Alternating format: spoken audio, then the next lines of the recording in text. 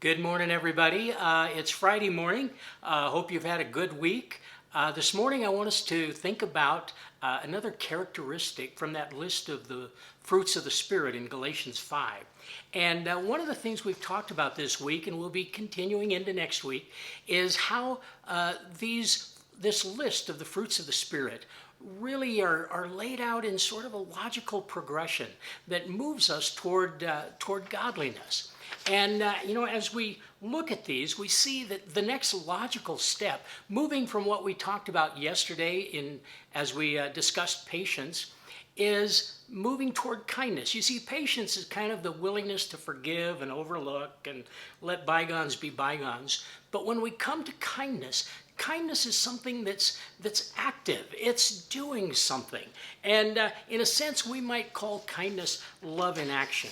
A Greek philosopher by the name of Aristotle defined kindness as helpfulness towards someone in need, not in return for anything, but for the advantage of the person helped.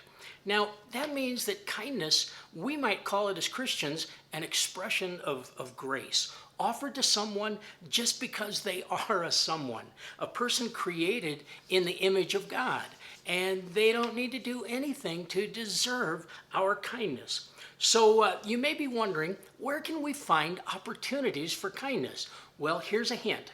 Open your eyes, look around you, and if you see someone on two legs who happens to be within your visual range of sight, there's an opportunity for kindness. Now, an act of kindness then may not require a lot of work. It may be a word of encouragement. It could be a pat on the back. And it may be something just so simple as a smile, and a smile that's offered back in return. But here's the power of kindness. Kindness makes love visible. Several years ago, our daughter just took a plate of cookies to the people at toll booths. And she came up, gave them a plate of cookies, and just thanked them for what they do. Now, did those toll booth operators deserve a plate of cookies? Well, I don't know what they did, but Kendra didn't even measure that. It was just an act of kindness for the sake of kindness. So when you are kind, you're not only loving people, you are loving the God who made those people.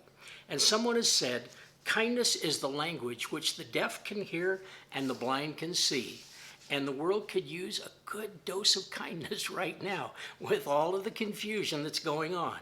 And kindness is a virtue that's necessary to a healthy society. So let's be a source of kindness, and let's make that character evident in everything we do and say. Make it a virtue in your life and be a blessing to a very fractured world. Anyway, have a good day and have a good weekend as well. Bye for now. God bless.